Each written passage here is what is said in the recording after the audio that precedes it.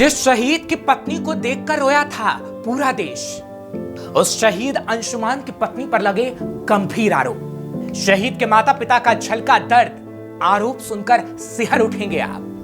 नमस्कार दोस्तों, मैं हूं आपके साथ हर्ष भारद्वाज।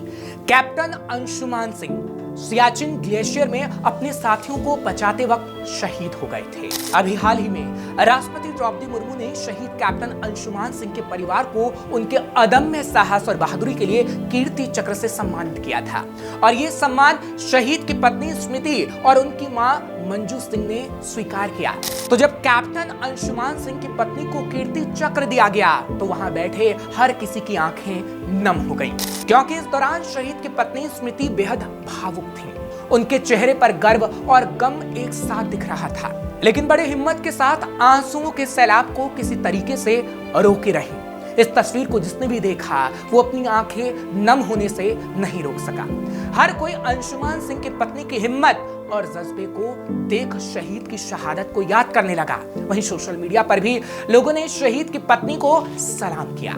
मगर अब शहीद अंशुमान सिंह के माता पिता ने उनकी पत्नी स्मृति पर गंभीर आरोप लगाए हैं। अब शहीद के माता पिता अपने बेटे का कीर्ति चक्र देखने के लिए तरस गए हैं, क्योंकि उनके पास कीर्ति चक्र नहीं है। दरअसल शहीद अंशुमान सिंह के माता पिता के मुताबिक अंशुमान की पत्नी स्मृति अपने ससुराल से मायके चली गई। वो अपने साथ अपने शहीद पति की सभी फोटो एल्बम, उनके कपड़े समेत उनके सामानों से जुड़ी यादों को साथ लेकर गुरदासपुर चली गई। उसके साथ ही साथ वे अपने साथ कीर्ति चक्र भी ले गई।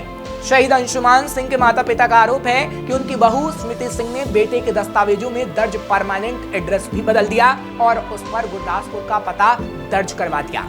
शहीद के माता पिता का कहना है कि उन्होंने पहले अपने बेटे को खोया और अब वो उसकी शहादत के बदले मिले कीर्ति चक्र को भी छूने से तरस गए हैं। शहीद की मां ने अब सम्मान के नियमों के साथ नौक के नियमों में बदलाव करने की मांग की है। उनके मुताबिक बहुएं घर छोड़कर चली जाती हैं, ऐसे में माता पिता को कुछ नहीं मिलता।